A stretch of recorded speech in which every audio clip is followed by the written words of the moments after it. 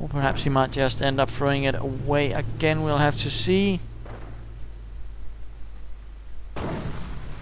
And now anti-tank guns clearing away a second forward barracks.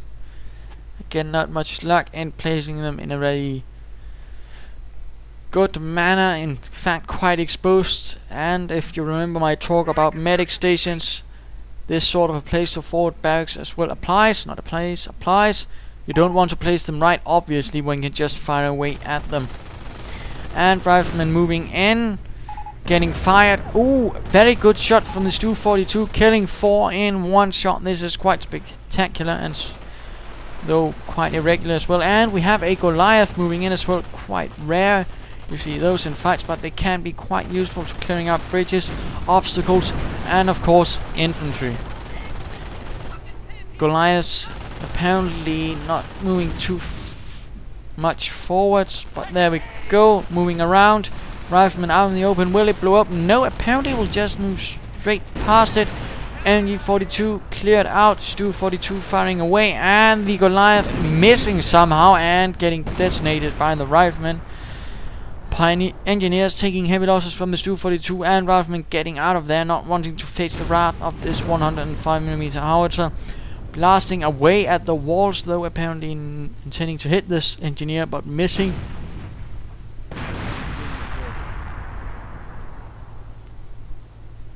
And there we go, engineer team has been wiped out, and we see a new pioneer team moving out, and they will probably grab up this MG42. Perhaps not what I'd recommend, rather that you get a Volkskrieger team to do it instead of sacrificing an entire team. It will be cheaper, and we see these stormtroopers hanging around here.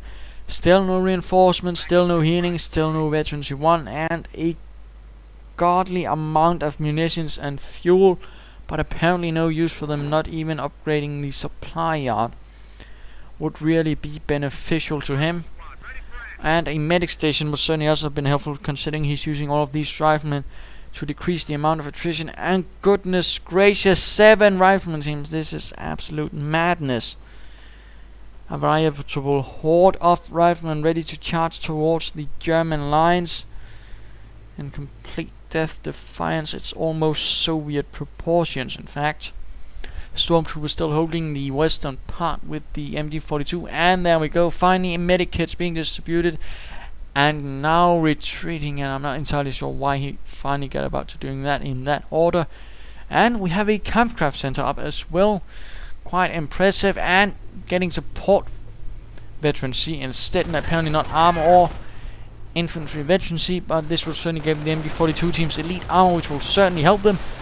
Anti-tank guns moving forwards, blasting away, killing one of the MG42 pioneer gunners. Stu-42 moving forwards, getting shot in the rear, blasting away, killing a rifleman, and now getting shot with this by the second anti-tank gun, having exposed the rear. Oh goodness gracious, once more he just throws it in without any support, losing another Stu-42. Certainly not good usage of his assault guns. And now we have a second rifleman team moving in from the west, going to be blasting away. Pioneer team slowly reinforcing, and healing certainly doing his best to hold on for dear life, keeping these riflemen suppressed, although it looks like they might get close enough to drop a few grenades. He certainly has the munitions to do so, but apparently opts not to do it. And we see veterancy 3 going up. Not entirely sure why Helliar is so keen on getting veterancy for his support units. And now we have a Stormtrooper team moving in, and apparently he didn't manage to hold back this entire force, or it might also have something to do with some of them being repurposed for the western assault that might come.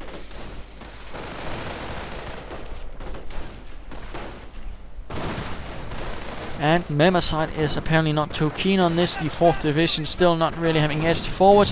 Bundle grenade going off, clearing out this anti-tank gun. And still quiet. Not a lot usage of these Volkskrieger, who are now heavily wounded and still down to 1 man. And let's return to Helliar. A bit curious as to what he's going to do. It's certainly not a good situation he's in. Wasted a lot of manpower on throwing away those Stu-42s.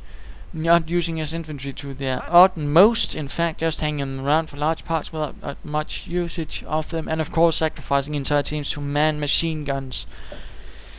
He certainly could use some improvements here and there, and now going for something, probably a Panther, which I'd not recommend since there's absolutely no armor. A Panzer 4 or Ostwind would be better, but apparently he's keen on getting a Panther. We'll have to see though.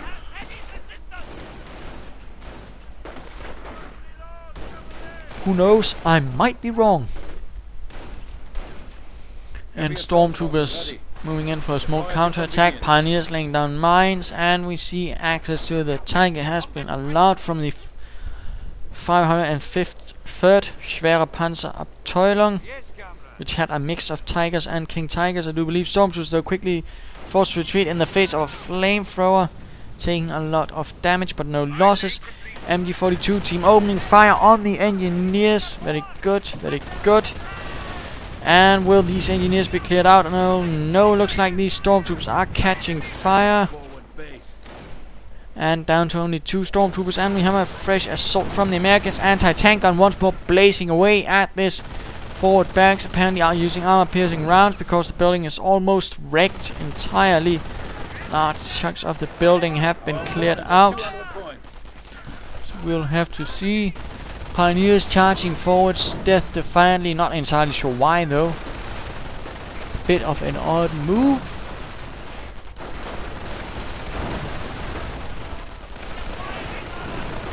And looks like this Pioneer team might be wrecked. I'm not entirely sure why he sacrificed it like that. Volksgrenadiers and Stormtroopers still not reinforcing. And there we go. Panther going to hit the field very soon. Not sure why.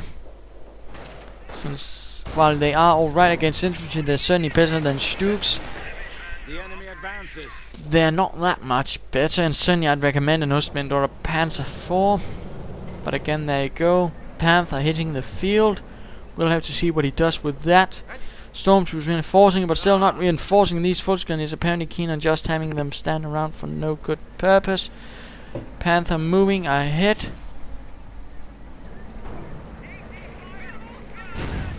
We are losing ground. Firing away at these riflemen who are now standing out in the open, seizing a point. Panther moving in close. Why on earth did Helliar move his Panther in that close?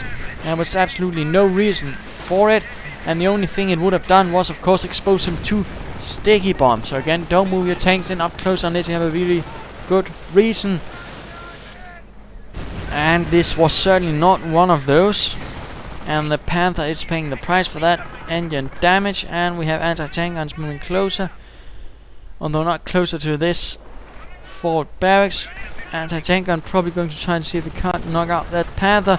Panther being surrounded by riflemen on all sides. MG42 crew in a dire situation. Only one man left. Grenade going off, killing the MG42 entirely off. Stormtroopers moving in. Another sticky bomb off on the Panther.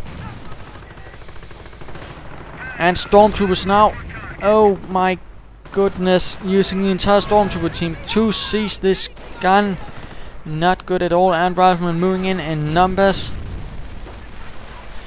blazing away at this Panther. And now we have Pioneers moving in as well. I'm not entirely sure why he's getting more Pioneers. Why not more infantry, and why not a Panzer 4? What on earth are you doing, Helliar? Why are you throwing away the good men of the 116th and the 2nd SS? And of course wasting an entire Stormtrooper team to seize an MG42, losing the team in the process is certainly not good. And we have the anti-tank gun now moving close, able to fire away at the Panther. The Panther certainly in a very grim spot at the moment. Next shot will probably knock it out. Shot missing, probably much to the relief of the crew of the Panther. And we have something going on here. A Pershing has hit the field, blasting away at the MG42 team. We're losing a sector. Certainly not good. And now going away for this strategic point. And they are certainly looking in a dire situation. Not much infantry, having wasted it away and not really probably reinforced it. Apparently going for a Tiger. The Yankees are supply lines are broken. We have territory cut off from supply. And we'll have to see what he does. Pershing looming over the horizon. In the horizon, a lot of firepower in that. The Pershing itself did not join the fighting in Normandy. It only joined in the late fighting during 1945 when it was finally arriving in decent numbers. And it was certainly an alright heavy tank, although it was fun to note that the gun actually had less penetration than that of the Panther, although it had more penetration than that of the Tiger, and of course did a bit more damage. And looks like that Mr. Memasite has lost control and apparently must have dropped in some manner. Certainly not a drop hack, as some might be screaming, as he has no reason to drop himself. Certainly winning the fight, having finally regained the victory points and brutally maimed Helliar's forces.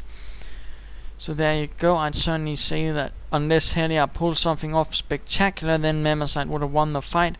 Well, let's look at what can be learned. Don't go building down that many forward barracks, certainly not having two at one time that close to each other. That's just a complete waste of manpower. Use cover.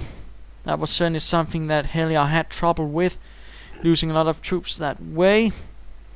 Just running them up against BAR equipped riflemen, certainly not good either. Good usage of stormtroopers with their bundled grenades, but at the same time could have upgraded them with assault rifles, for example, would have increased their firepower a great deal.